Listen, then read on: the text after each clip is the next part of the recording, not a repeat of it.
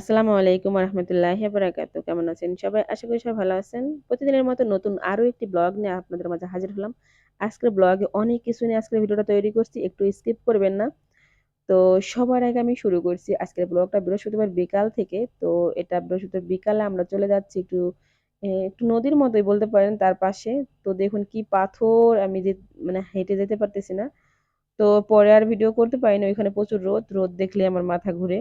তো তারপরে চলে আসলাম। এটা হলো পরের দিন সকালবেলা। তো এখানে আমি মাছ বের করতেছি সকালে রান্না করার জন্য। আর আমি নাস্তা তৈরি করব আর বেগুন বের করলাম, বেগুন দিয়ে আজকে রান্না করব এখানকার একটা ওমানি মাছ দিয়ে।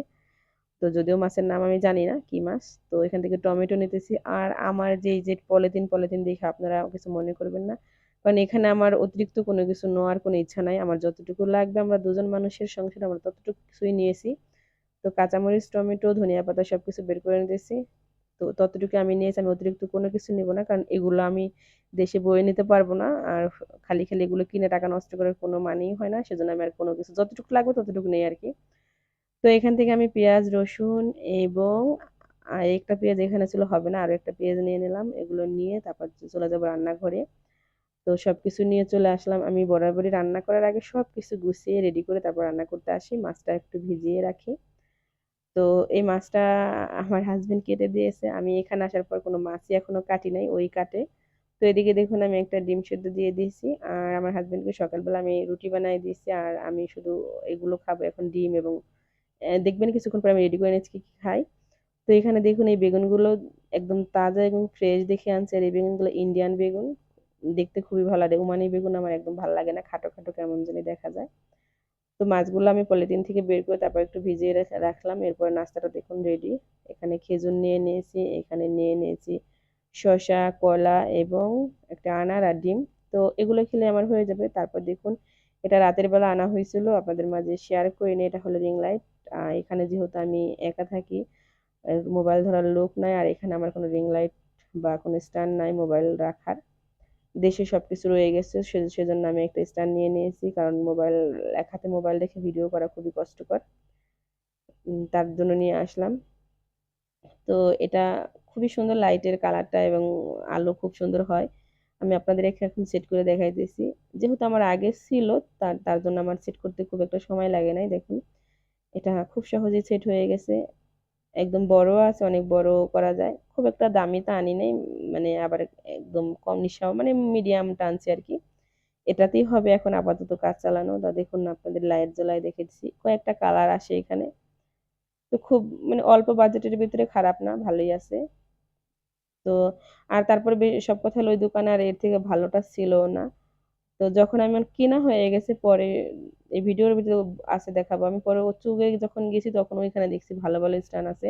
তো আগে তো ওইখানে যাওয়া হয় না, এটা বাড়ির মানে বাসার পাশ থেকে আনা হয়েছে। এখানে তেমন একটা, এইদিকে তেমন একটা এগুলো চলে না। তো যাই হোক এটাই আমি নিয়ে নিয়েছি, ভাগ্যে যেটা আছে সেটাই তো থাকবে। তো তারপর দেখুন এটা শুক্রবার দুপুরের আয়োজন। দুপুরের আমার হাজবেন্ড চলে গেছে নামাজ পড়ার জন্য, আমি এদিকে রান্না করে নিতেছি, কারণ নামাজের চলে একটা সময় চলে আসবে। তো এখানে আমি নিয়ে নিয়ে রান্না করতেছি, গরুর গোশত রান্না করবো আজকে। তো কষানো হয়ে গেছে, এখানে আমি ঝোলের পানিটা দিয়ে দেবো। আমি যেহেতু ব্লগ তৈরি করতেছি, এখানে রেসিপি তৈরি করার কোনো করতেছি না, সেজন্য আমি একটু একটু করে দেখাইতেছি। দেখুন ঝোলের পানিটা দিয়ে তারপর আমি কি কি রান্না করি সেটাই একটু দেখাবো।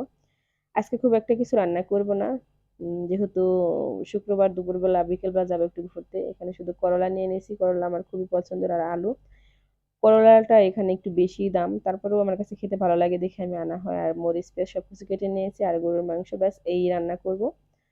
তো তারপর খাওয়া দাওয়া শেষ করে বিকালবেলা চলে যাব আমরা। চুগে চলে আসছে অলরেডি এখানে বাজার করার জন্য। এখানে নাকি অনেক ফ্রেশ জিনিস পাওয়া যায়, আসলেই সত্যি। এখানকার পুঁই শাকগুলো তো দেখে আমি একদম, এত সুন্দর টাটকা পুঁই শাক, সাথে সব ধরনের সবজিগুলোই একদম টাটকা।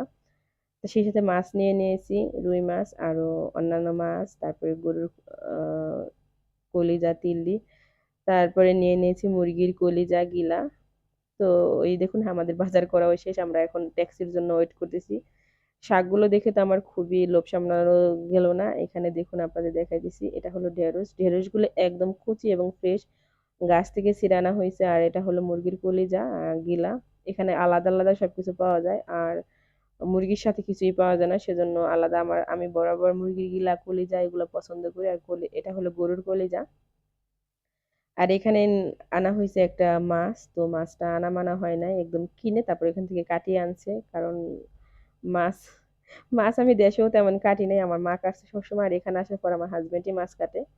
তো এটা যেহেতু বড় মাছ সেজন্য সে নিজে থেকেই কাটায় আনছে। তো তারা সুন্দর করে পিস করে দিয়ে দিয়েছে দেখুন। তো আমি এগুলোকে একটু এখন ফ্রোজেন মানে ফ্রিজে রাখবো। আর এই দেখুন মাশাআল্লাহ, এই শাকগুলো দেখে তো আমি একদম মনে হচ্ছে আমাদের বাড়িতে যে বড় বড় পুঁই শাক হয়, কারণ আমাদের বাড়িতে বিশাল বিশাল অনেক টাটকা পুঁই শাক আমরা বরাবরই খাই। তো এই শাকগুলো মনে হইতেছে যে আজকে বাড়ির শাক এত সুন্দর। আমি আমার হাজবেন্ডকে বলতেছি একটু বের করে দেওয়ার জন্য, কারণ এক হাতে মোবাইল। আর এই দেখুন মাশাআল্লাহ, অনেক সুন্দর শাকগুলো, তাই না? আমার তো মনে হয়েছিল যে কাঁচাই ওইখানে খেয়ে ফেলি। ওই জায়গা যত শাক উঠছে সব থেকে এই শাকটাই বেস্ট ছিল। আমি যতক্ষণ ঘোরাফেরা করে লাস্টে এই শাকটাই আনছি। এটার দাম একটু বেশি নিচে আরগুলা থেকে।